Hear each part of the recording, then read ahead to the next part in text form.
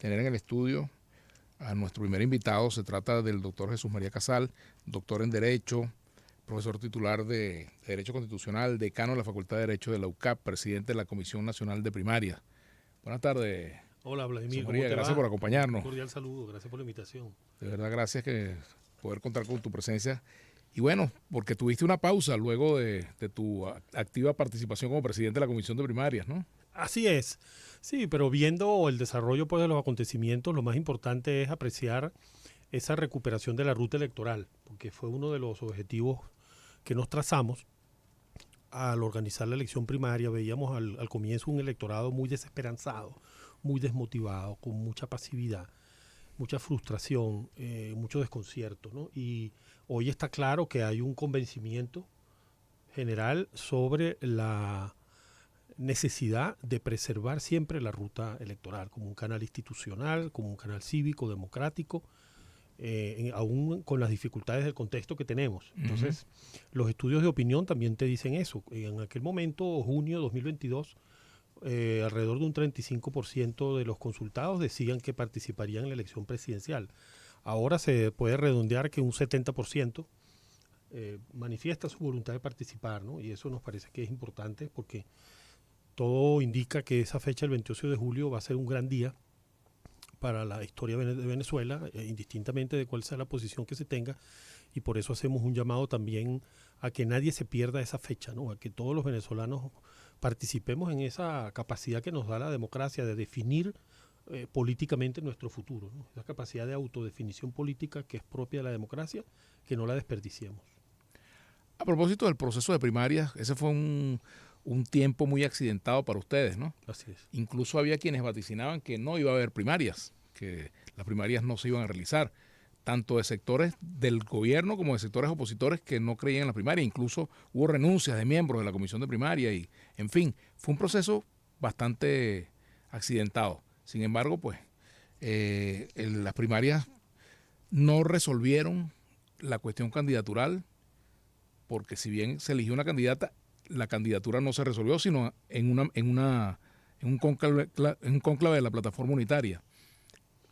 Sí, fíjate, eso es interesante analizarlo, ¿no? Yo Ajá. diría que hay que ver esto como por tramos, ¿no? Uh-huh. O sea, no siempre las cosas se logran con un solo lanzamiento, digamos, sino que a veces hay, no siempre se sigue, como me acuerdo, me comentaba mi papá, que estuvo mucho tiempo en la política. Mira, Uh-huh. muchas veces en la vida, pues no se trata de un tren que sigue unos rieles, ¿no? Y va pasando por las estaciones, sino que hay muchos zigzags, muchos Uh-huh. pasos atrás, pasos adelante. Entonces, aquí un poco lo puede ver uno, en el sentido de que, bueno, un primer paso es el paso de la legitimidad, Uh-huh. levantar el espíritu de la gente, que estaba tan desanimada, ¿no? Se logró levantar el espíritu de la gente en torno a un proceso de primaria con un marco confiable para la gente, un liderazgo, pero eso no bastó, sino que bueno, se presentaron dificultades y hubo que acudir a ese mecanismo complementario de buscar un consenso. Bueno, tal vez no es línea recta, pero va en la ruta electoral. Creo que al final esta candidatura de Mundo González pues tiene muchos elementos positivos, es una persona moderada, es un hombre de Estado, con experiencia en el manejo de temas de Estado, una persona ecuánime y que pienso que puede aportar también en el curso pues de los acontecimientos que vengan. Ahora, a propósito de eso, el rol del candidato y el rol de quien ganó las primarias, es algo que se está entrecruzando en este momento, ¿no? Por un lado, una candidatura que está en la calle y que está en el tarjetón electoral, pero por otro lado, una líder política que lleva la batuta en la oposición, al menos de la plataforma unitaria, y que de paso lleve la ficha del candidato. Sí, yo pienso que esto hay que verlo como procesos abiertos y yo invitaría a todos los ciudadanos a verlo así. Es decir, es algo que no está definido completamente y la propia ciudadanía pues tiene que participar y con lo que haga o deje de hacer va a influir en esa definición. ¿A qué me refiero? Bueno, a que efectivamente tendrá que haber allí pues y se está produciendo, ¿no? Esa comunicación. Uno observa, por ejemplo, que finalmente la candidatura de Mundo González tiene otro aspecto positivo y es que reúne todas esas voluntades políticas, ¿no? Es decir, está la candidatura de María Corina Machado, digamos, la ganadora de la primaria, que no pudo inscribirse, pero apoya a ese candidato, lo mismo que la plataforma unitaria. Manuel Rosales dio también un paso importante para que el acuerdo fuera posible. Fuerzas externas a la plataforma que estuvieron con la primaria, apoyando la primaria, ahora también están apoyando esta candidatura. Entonces, esa capacidad pues de aglutinar, ¿no?, factores diversos con distintas ideologías, con distintas percepciones del momento político, yo creo que es altamente positiva. O sea, siempre nos pareció también eso muy positivo durante la primaria, que se incorporaran distintas fuerzas políticas también externas a la plataforma, y que eso ahora se pueda lograr, también creo que es una ganancia. En un momento el Tribunal Supremo de Justicia, Jesús María, decidió que las primarias no existieron, no ocurrieron. E incluso tú fuiste citado, declaraste, en fin, había mucha expectativa, se habló de del inicio de un posible proceso judicial. ¿Qué quedó de eso? Bueno, mira, hay un expediente ante el Tribunal Supremo de Justicia de ese recurso de nulidad de las primarias, y fue justamente al inicio de ese proceso que se dictó esa medida cautelar de suspensión de todos los efectos de la primaria. Bueno, eso está allí en la sala electoral. Por otro lado, pues fuimos citados al Ministerio Público, también los varios presidentes de juntas regionales, y eso quedó allí. Entonces ese es el estatus de esos procedimientos, ¿no? Bueno, lo cierto es que más allá de lo que pueda decir una sentencia, pues las primarias existieron, tuvieron un efecto político, pues consolidaron una legitimidad. Salió de allí una candidatura que nadie objetó, es decir, nadie dijo, no, mire, esa no fue la ganadora. O sea, el objetivo que se quería lograr, que era que los ciudadanos escogieran un candidato o candidata, ese objetivo se logró. Se interpuso pues la dificultad de las llamadas inhabilitaciones, pero luego ha venido este camino, ¿no?, que estábamos comentando antes, donde finalmente por tramos pues se llega a esta candidatura, y ya, claro, estoy hablando ahora no en condición de presidente de la Comisión de Primera, sino expresidente, profesor universitario, ciudadano, que pues también observa el desarrollo de estos acontecimientos, y que vemos con satisfacción que la gente esté comprometida con el voto, y que pues esperamos que todos los actores den su contribución para que de esa forma podamos llegar al 28 de julio, yo diría que con 3 aspectos fundamentales. Por un lado, que se permita que el pueblo exprese libremente su voluntad. En segundo lugar, que si esa voluntad del pueblo es la de un cambio político, que eso sea respetado. Y en tercer lugar, que esa decisión eventual de cambio político es una decisión democrática. Por lo tanto, hay que respetar el pluralismo, hay que respetar las oportunidades de participación, hay que darle a esa fecha un significado también común entre los factores que puedan estar hoy en lucha. Y en este sentido me parece importante pues lo que distintos sectores han planteado, ¿no?, que pues se puede resumir en el tema de garantías postelectorales como garantías para el proceso democrático. O sea, no plantearlo como que, mire, queremos hacer una mesa ahora para la transición, porque claro, si se convoca una mesa en este momento para la transición... Es admitir que el gobierno ya perdió, el gobierno no va... O sea, una de las partes no se va a sentar. Sí. Ahora, si se plantea unas garantías del proceso democrático, también post-elecciones... Garantías para el que gane y para el que pierda, llámese como se llame. Para todos. Para los venezolanos, para el proceso democrático, que se pueda fortalecer, que se pueda recuperar. Ahora, algunas fortalezas de la propuesta de Petro y de Lula y algunas debilidades que identificas allí. Mira, yo vería que hay que matizar el tema del plebiscito, ¿no? Porque cuando Lula plantea el plebiscito, claro, le está pensando más en la experiencia colombiana. Claro, sí, nosotros no tenemos esa figura. No tenemos esa figura del plebiscito, ellos la aplicaron con los acuerdos de paz, pero en el caso nuestro, ya luego el canciller colombiano matizó y dijo, bueno, un referendo, pero aún así es como discutible que para estos procesos de diálogo lo más adecuado sea un referendo. Lo del referendo podría pensarse solamente más adelante, cuando si se llegue a discutir... Para algunas modificaciones constitucionales, por ejemplo. Exactamente. El tema de la reelección presidencial, que es un compromiso adquirido por la plataforma unitaria y todos los candidatos, el de fijar límites a la reelección. Eso está firmado por todos los que fueron candidatos y asumido por la plataforma, ese compromiso de fijar límites a la reelección presidencial y también el de formar un gobierno de unidad nacional. Bueno, eso está allí y es importante que se observe, se respete. Así, y lo otro es que si, por ejemplo, se somete a consulta un proceso de garantía y si la mayoría de la gente que, por ejemplo, vota no, se viene abajo ese proceso. Ajá, que fue un poco lo que pasó en Colombia. Porque ellos hicieron el plebiscito y entonces en Colombia dijeron que no. En aquel caso, la verdad, yo suelo comentar que ese rechazo en aquella experiencia sirvió para mejorar el acuerdo, porque luego vinieron algunos ajustes que pudieron perfeccionarlo, pero no es el deber ser, digamos, no se recomienda, no es la recomendación de manual el de que la primera medida para un proceso, un acuerdo de paz, sea el de someterlo a referendo. A veces es al final, después de un proceso largo, y lo que es más importante es la construcción de confianza entre las partes. Y en este sentido, lo que yo rescataría de la propuesta de Petro y de Lula es esa idea de garantías postelectorales. Al final me parece que es la esencia de lo que Lula quería decir, es decir, que se desarrollen procesos que suelen ser discretos, graduales, pero procesos de discusión, conversación sobre garantías democráticas postelectorales para el fortalecimiento del sistema democrático aún después de esa contienda. Ahora, ¿no? Habiéndose dado todo un proceso de negociación, diálogo, conversaciones entre gobierno y oposición, se firmó el acuerdo de Barbados, han habido varias etapas de diálogo y conversaciones entre las partes, algunas registradas bajo documentos, otras no. ¿Por qué no se ha hablado en esas negociaciones y por qué no ha habido acuerdo sobre el día después? Bueno, por un lado, lo que quisiera es que se pudieran retomar esas conversaciones, porque hay temas pendientes allí de los acuerdos de Barbados, que por un lado está el tema de las garantías políticas, derechos políticos y garantías electorales, y por otro lado, otro contenido del acuerdo se refiere a temas socioeconómicos y fronterizos, o sea, temas, intereses vitales de la nación. Bueno, hay temas ahí que están pendientes, ojalá eso se pueda retomar y se puedan introducir, claro, en paralelo a esto están las negociaciones con los Estados Unidos. Así es. Ojalá que ese es otro cuento. Otra historia y otros caminos, ¿no? Pero ojalá se pudiera introducir también allí ese tipo de temas sobre garantías postelectorales, pues sobre el día después, sobre ese periodo que se abriría allí en la eventualidad de ganar un candidato opositor, ese periodo de casi 6 meses hasta la toma de posesión, también es un periodo que demanda conversaciones, es decir, es algo ineludible. La propia realidad, pues, de la fecha de la elección, del tiempo que va a transcurrir, debería concientizar a las partes sobre la necesidad de esas discusiones.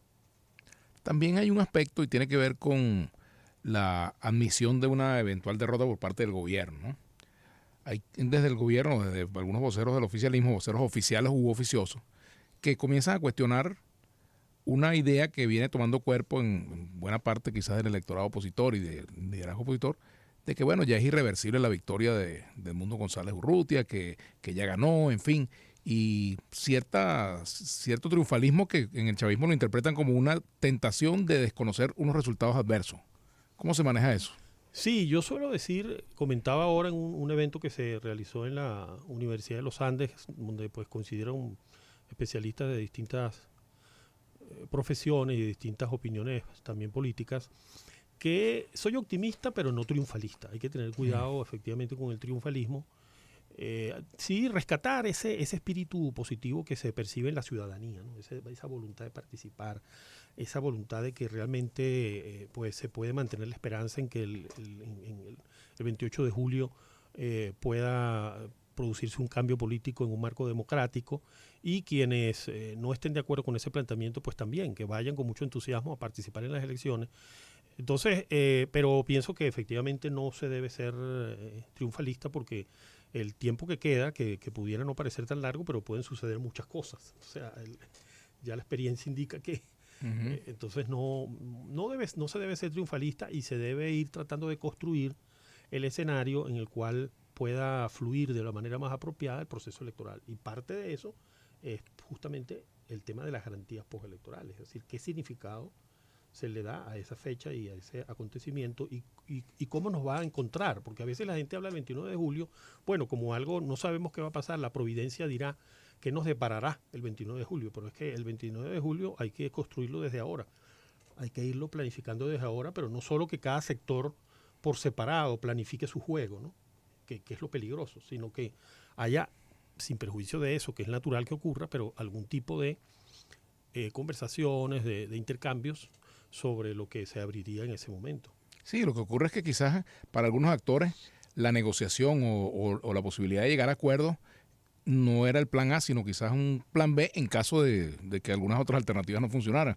Pero eso ha debido construirse hace mucho tiempo. Quizás es un poco tarde, eso no quiere decir que no se pueda construir, pero hay quien dice que los venezolanos siempre dejamos para última hora lo importante, ¿no? Sí, fíjese, por ejemplo, lo que ocurrió en el caso de las primarias, que el acuerdo de Barbados se vino a firmar poco antes de la fecha de la primaria. Ujú. Eso se incorporó en las conversaciones un poco tarde, pero bueno, llegó y eso ayudó pues a que se pudiera realizar. Entonces, bueno, tal vez aquí sí puede ser que estamos un poco tarde, pero no perdería la esperanza, o por lo menos la convicción de que es necesario, o sea, es altamente conveniente que eso se pueda explorar. Hay quienes dicen, algunos expertos, pues que eso en realidad solo ocurriría después del 28, que eso no va a ocurrir antes del 28, pero la cuestión es que el significado que le demos al 28 influye en la posibilidad también de llegar allí y de que el 29 pues fluya de manera lo más pacífica y beneficiosa para todas las partes.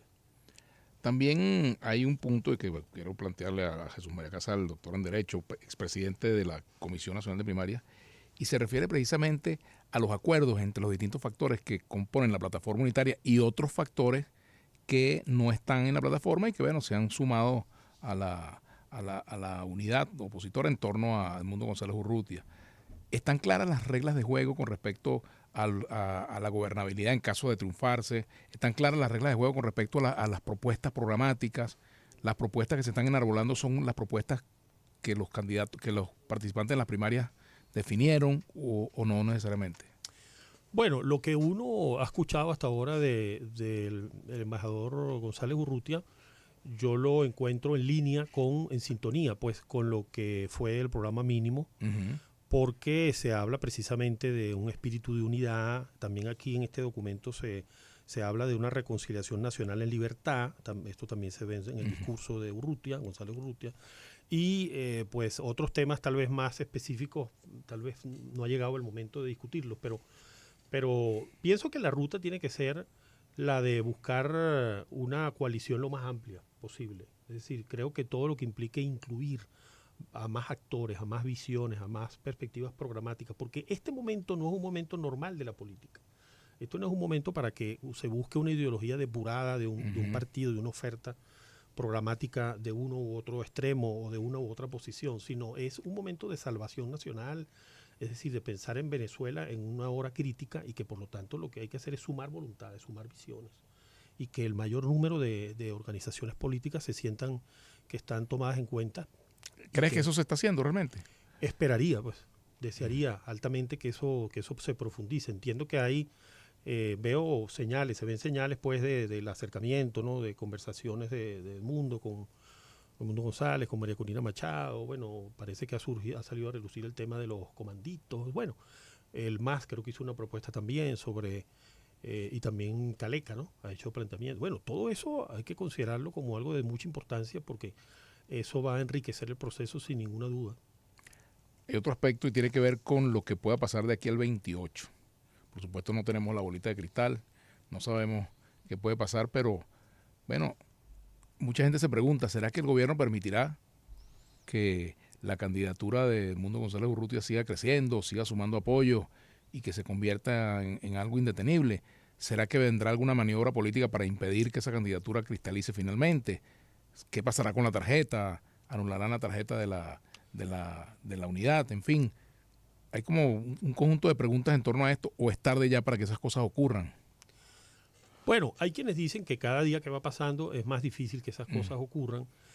La verdad es que uno no puede garantizar pues que no va a ocurrir nada que no estemos ahorita considerando y que pueda dificultar la celebración de la elección. No puede uno garantizar que no va a ocurrir, que no va a haber obstáculos, ¿no?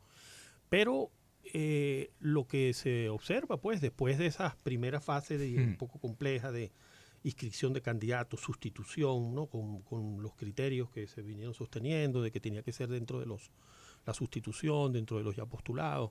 Luego lo que ocurrió también en la primera etapa, ¿no? Para realizar las inscripciones de candidaturas. Después de eso, pareciera que ya, bueno, se acepta que estos son los que corren, ¿no? Entonces, bueno, estos son los candidatos que están participando, después de que los propios voceros del oficialismo han dicho que llenan los requisitos constitucionales y legales para concurrir. Y bueno, quedaría entonces estar sí muy atentos, ¿no? Como decía, o sea, no, y estar preparados para situaciones que se puedan presentar de distinta índole, ¿no? Un poco la experiencia de la primaria también fue un poco esa, o sea, todos los días podía ser el último día de la primaria, porque se presentaban pues dificultades, como tú dices, internas, externas, pero pues allí tratando de considerar escenario y yo creo que la voluntad de la gente es lo que fue más determinante y tal vez ocurriría eso ahorita también. La voluntad de la gente de que, y yo pienso que los venezolanos de todas las corrientes quieren una elección limpia y resolver allí los temas políticos y bueno, ponernos a trabajar. Todos, de alguna manera, todos debemos ser parte de la solución y pienso que es el deseo de todos los venezolanos acudir a esa consulta democrática y en condiciones adecuadas. Vamos a hacer una pausa y regresamos con el doctor Jesús María Casal.